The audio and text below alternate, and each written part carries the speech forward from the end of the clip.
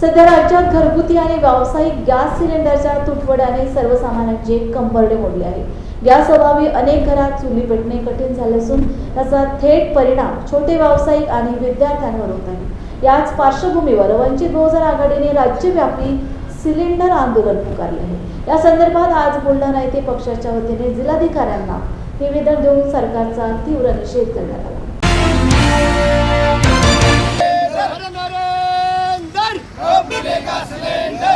भाजप सरकारचं करायचं काय? खाली मुंडकं वर पाय, भाजप सरकारचं करायचं काय? खाली मुंडकं वर पाय. वंचित बहुजन आघाडीचा जय हो. आज सध्या बाळासाहेब आंबेडकर आमचे नेते यांनी सिलेंडर मिळण्यासाठी सर्वसामान्य जनतेचे जे हाल होत आहेत, तसेच लघु उद्योजक झाले, मोठे हॉटेलवाले झाले, यांना सुद्धा गॅसची हंडी मिळत नसल्याने खूप मोठा प्रश्न आपल्या महाराष्ट्रामध्ये निर्माण झालेला आहे।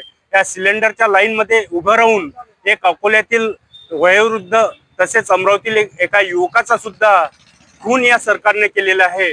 त्याच माध्यमातून आमच्या बाळासाहेबांनी आदेश दिले आणि जिल्हा कार्यालयासमोर आमच्या मागण्या घेऊन आज आम्ही आंदोलन चूल पेटून आंदोलन करत आहे। आणि आमची एकच मागणी आहे शासनाला, प्रशासनाला, की त्वरित आपण ह्या ज्या मागण्या ह्या मान्य कराव्या, सिलेंडर घरपोच द्यावे, लघु उद्योजकांना सुद्धा गॅस त्वरित द्यावा।